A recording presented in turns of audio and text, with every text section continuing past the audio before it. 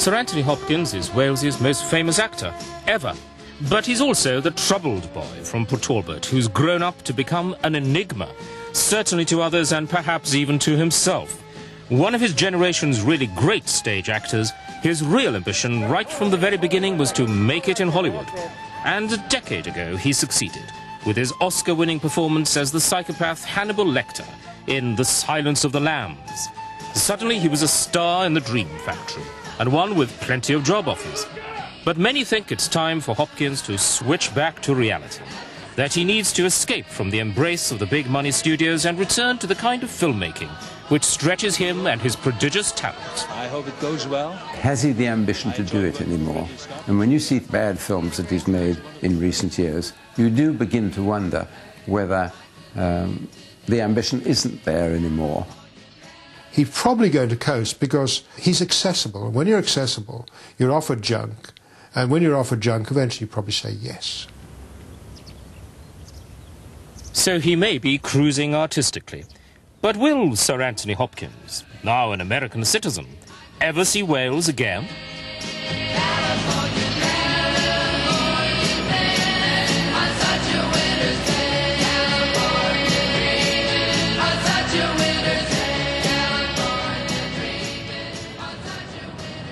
Born in Taibach, near Port Talbot, in 1937, Tony Hopkins is the only son of Muriel and Dick Hopkins, a baker. Happy in his younger years, he was especially close to his parents. The comparisons with Richard Burton would be pretty inevitable. He wasn't archetypally Welsh in the sense that he wasn't this sort of poetry-spouting, sort of rugby-loving cliché, which in a sense Richard Burton was. But Richard Burton's choice of career certainly influenced the young Hopkins. By chance, Burton's family came from the neighbouring village, and Burton himself frequently came back to visit. The old hometown looks the same. Hopkins was very impressed by his sort of lifestyle and sports car and so on and so forth. And it was, for him, a way out. Acting is definitely a way out. So if acting was Hopkins's passport to a wider life, what was his destination?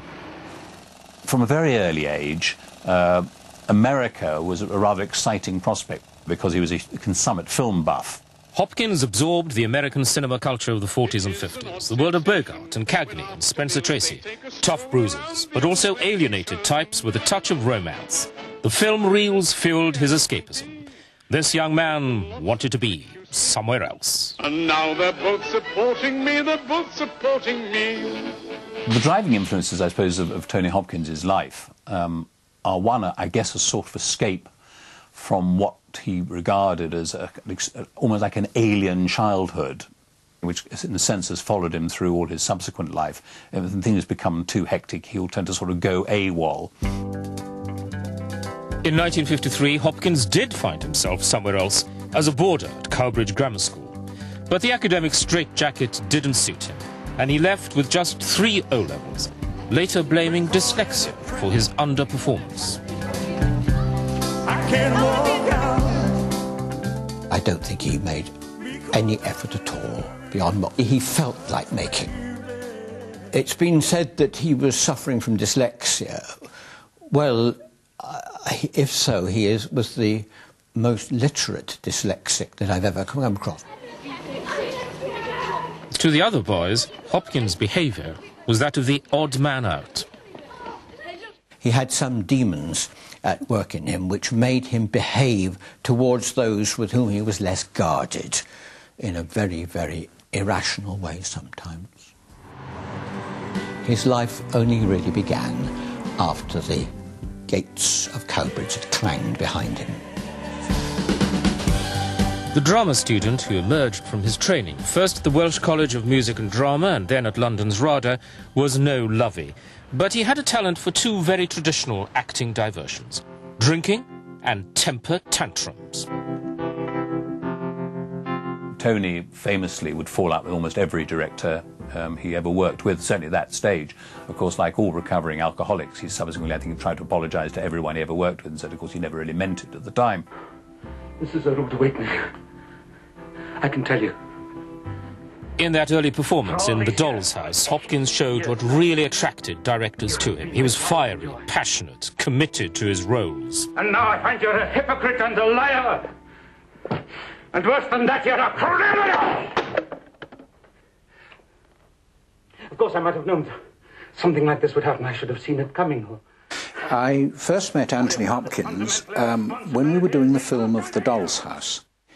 I was being interviewed doing some publicity in a corner of the set, and he burst through the door in full makeup and costume. And I just said, get out, go away, but not seriously, not in anger, just almost as a joke. And he took this terribly to heart. He got terribly anguished about it. In fact, Anthony Hopkins lashed out on numerous occasions. But when he wasn't fuming at directors, Hopkins was drinking heavily. In 1973, Hopkins famously walked out on a production of Macbeth at the National. He fled to California with a new wife in tow. Was the young, Welsh and gifted actor going to do a Burton? Would he murder his talent? When Tony finally got to Hollywood, he was, I think, really drinking really quite heavily. And I think there were blackout episodes, and suddenly found himself in Phoenix, Arizona, and didn't know how he got there. I think this was a sort of a true wake-up call, and I think this was the impetus for him to come back to Los Angeles and seek help. Hopkins enrolled in Alcoholics Anonymous in Pacific Palisades and began to get his life back on track, something that Burton never did. My God, you don't think that was for real? How do you think Some say the big Hopkins break in Hollywood should have been the horror film Magic, made in the late 70s by Richard Attenborough. Now, off the source, Hopkins had 2 lead roles playing schizophrenic puppeteer Corgi Withers. But his performance seemed a little too enthusiastic. If you don't stop it interrupting, I'm going to put a contract out on you with a mafia woodpecker. Oh, what I wouldn't give for a woodpecker. Will you be quiet? Don't encourage him, ladies and gentlemen. It's merely a great beginning, isn't it, Ben? Hopkins was surprisingly hammy. I think Attenborough allowed him to be bigger than the role demanded. And it wasn't a breakthrough because, well, again, it doesn't fulfill the multiplex criteria. OK, there was a bit of scares, but no chases, no nude scenes. And if they want dummies, they'd go to whatever the period version of American Pie was. Hopkins then got a leading role in The Elephant Man in 1980. Amid excellent reviews for his compassionate portrayal of the surgeon Frederick Treves, some critics felt that John Hurt's monster was something of a scene stealer. Shall we go? Yes.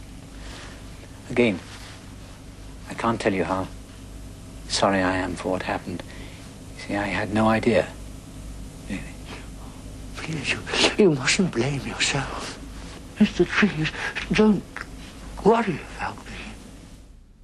Hopkins was turning in solid Hollywood performances in The Bounty and 84 Charing Cross Road, but he still wasn't a big star.